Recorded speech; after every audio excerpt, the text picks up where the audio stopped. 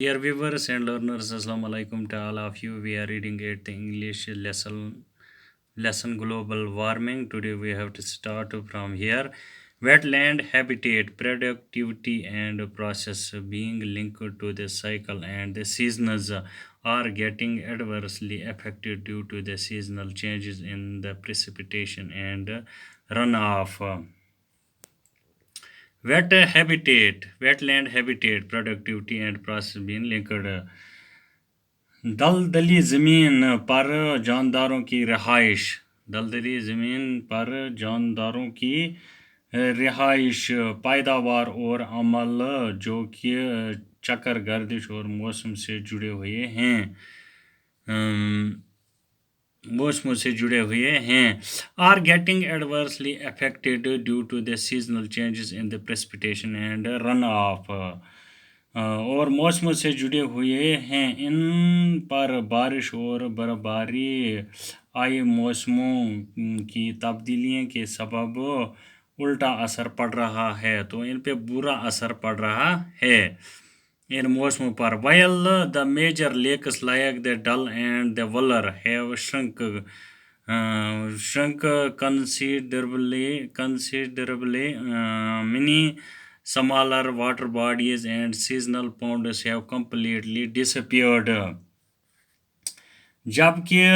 خاص جھیلیں تو جو خاص جھیلیں ہیں while the major lakes جبکہ خاص جھیلیں جو ہیں ان کے ساتھ کیا ہوا ہے کہ ڈل اور ولر کافی حد تک سکڑ گئے ہیں like the Dal lake and the Wular have shrunk تو یہ سکڑ چکے ہیں منی smaller water bodies and seasonal ponds have completely disappeared. کئی چھوٹے چھوٹے آبی ذخائر جو چھوٹے چھوٹے پانی کے ذخائر تھے تو ان کے ساتھ کیا ہوا ہے مکمل طور سے غائب ہو چکے ہیں تو وہ مکمل طور پر غائب ہو چکے ہیں ان کو آج دیکھا نہیں جا سکتا most of the wetlands have less biodiversity in terms of flora and fauna compare to the situation about half a century ago تو بہت سی دلدلی زمینوں میں پودوں اور جانوروں فلورا اینڈ فونا جو ہیں جانوروں کے معاملے میں تقریباً آدھی صدی پہلے کے مقابلے میں تنوع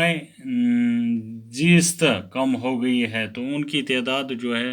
فلورا اور فونا کی ان کی تعداد بھی کم ہو گئی ہے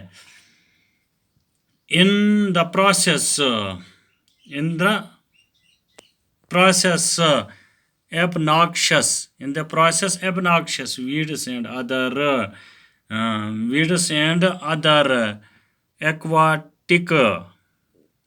other aquatic life have succeeded the major productivity and useful biota. تو اس کے علاوہ اس عمل میں زیادہ مفید اور کارآمد حیات کی جگہ بیہودہ گھاس پھوس جو ہے بیہودہ جو ویڈس ہیں گھاس پات اور دوسری آبی زندگی نے لے لی ہے تو ان دوسری چیزوں نے وہاں پہ یہ زندگی لے لی ہے